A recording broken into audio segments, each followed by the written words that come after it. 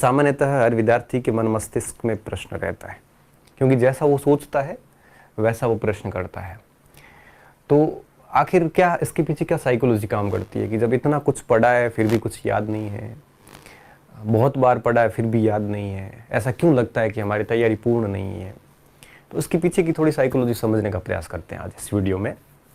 देखिए, सबसे पहले एक छोटा सा अपन एक एग्जाम्पल लेते हैं कि जैसे आप कोई एग्ज़ाम देने गए तो उसमें जैसे मान लो 100 प्रश्न आए, 100 में से आप देखोगे कि करीबन 40-50 प्रश्न ऐसे हैं जो देखते ही आप बिना विकल्प आप आराम से आंसर निकाल लोगे, देखते ही पता चल जाएगा कि इसका उत्तर ये है।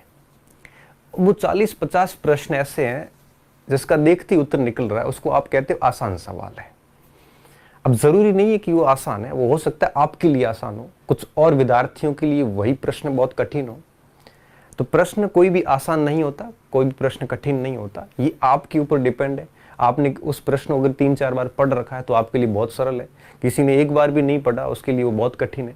कुछ प्रश्न ऐसे होंगे जो मेरे लिए कठिन है, कुछ प्रश्न ऐसे होंगे जो आपके लिए कठिन है। जो आपके लिए सरल था वो हो सकता है मेरे लिए कठिन हो, मेरे लिए सरल है हो सकता है आपके लिए कठिन हो।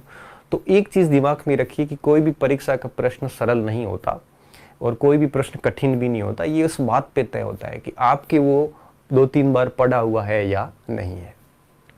तो जब हम पेपर देखते हैं तो 30-40 सवाल ऐसे होते हैं 100 में से, तो 30-40% प्रश्न ऐसे होते हैं जिनको देखते ही हम उत्तर लगा देते हैं।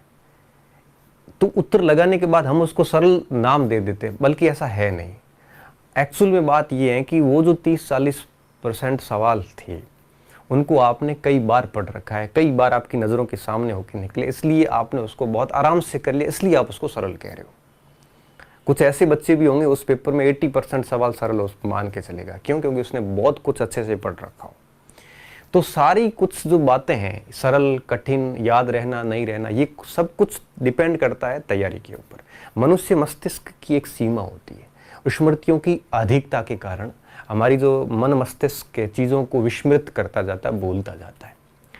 तो हमें क्या करना चाहिए इस स्थिति में? तो देखो विद्यार्थियों, सबसे पहली चीज़ ये याद रखना, ये बात सभी के ऊपर लागू होती है। मैं भी भूलता हूँ, आप भी भूलते हो, हर विद्यार्थी भूलता है।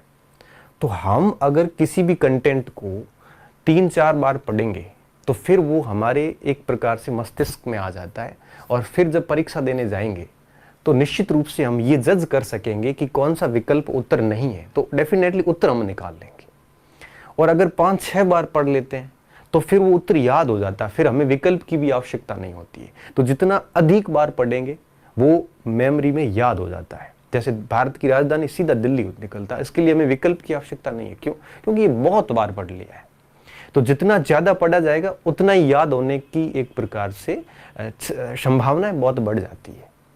हम क्या करते हैं, 2-3 बार पाठ्यक्रम पूरा करने के बाद ये सोचते हैं कि अब उत्तर निकल क्यों नहीं रहा है, जैसे किसी ने पूछा फटाक से उत्तर क्यों नहीं आ रहा है। उसको आने के लिए बहुत बार अभ्यास चाहिए होता है।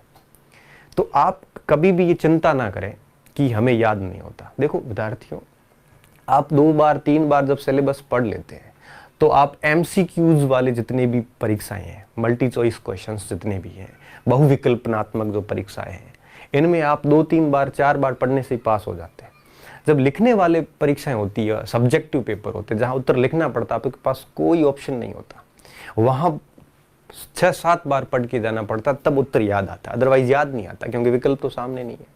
तो अगर आपको याद नहीं होता है या आपको ये लगता है कि पढ़ा खूब है लेकिन याद कुछ नहीं है, तो आपको ऐसा लगेगा, लेकिन आपको इसके चिंता नहीं करनी है। ये स्थिति तब तक रहेगी जब तक आपका कोर्स 3-4 बार से ज़्यादा नहीं होगा, तब तक ये स्थिति रहेगी।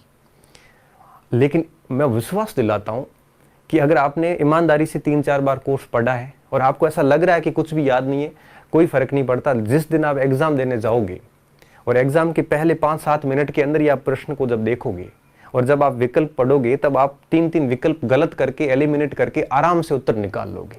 वो 3-4 बार पढ़ा हुआ आपको महसूस होगा एग्ज़ाम के अंदर कि वास्तव में मैंने जो बात पढ़ी थी वो परफेक्ट है एकदम, और उसका डेफिनेटली आपको फ़ायदा मिलेगा।